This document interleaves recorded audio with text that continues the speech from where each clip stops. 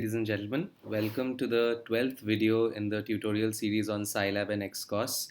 So in this video, we won't be discussing anything related to Scilab or XCOS. We'll in fact be going over the concept of a spring mass damper model.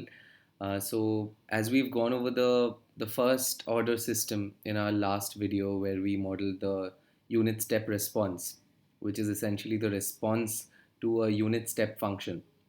So we know about first order systems right now.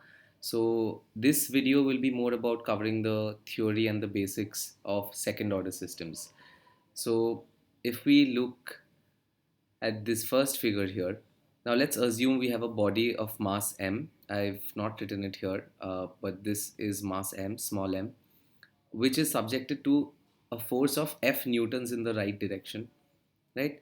So imagine that this body has two components which resist this change, right? So one is a spring system, right? And the other is the damping system, right? So the spring system, I don't think I need to give you the intuition. I think everybody understands it pretty well.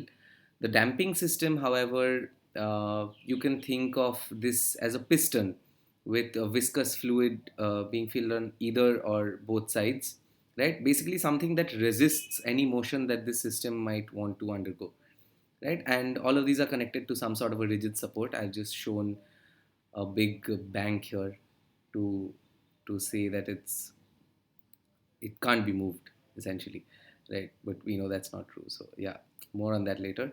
So essentially there are three things that might stop the body from moving, right? So the applied force is in the right direction.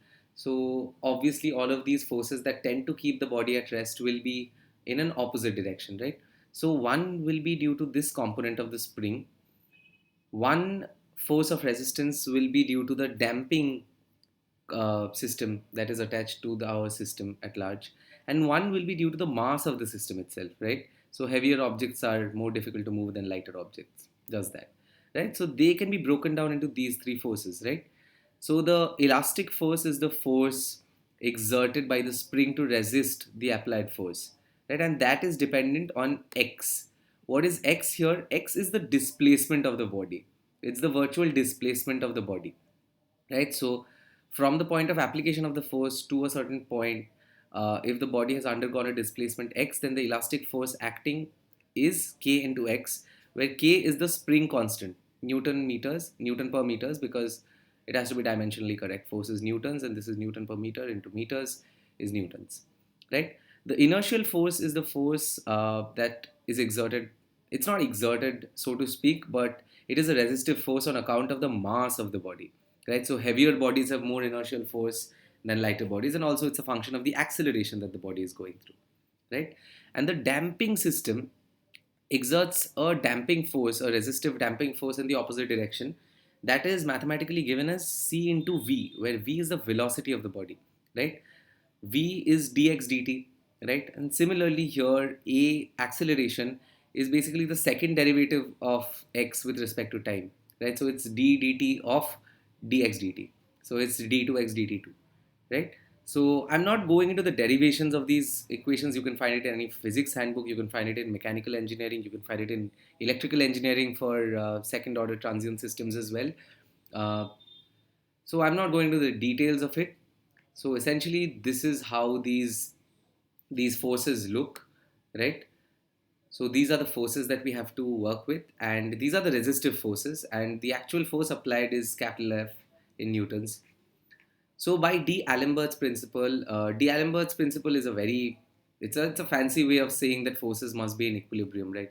So D'Alembert's principle says that a system of bodies will be in dynamic equilibrium, which means that equilibrium while in motion will be in dynamic equilibrium if the sum of the virtual work done by the applied forces and the inertial forces are equal to zero, right?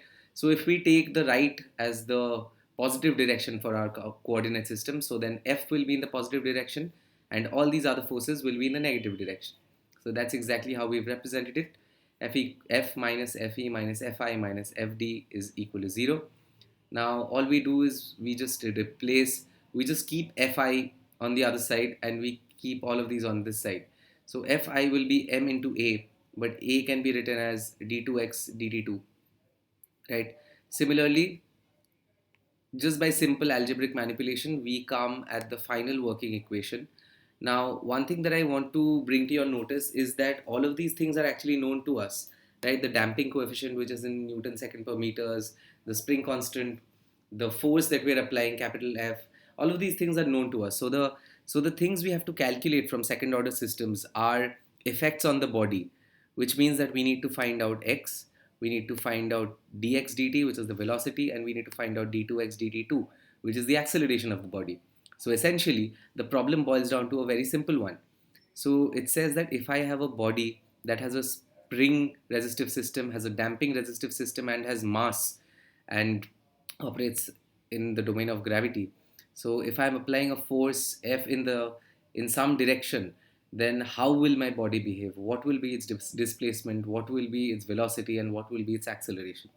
So I think with the basics cleared out, we will be better equipped to actually model a second order system.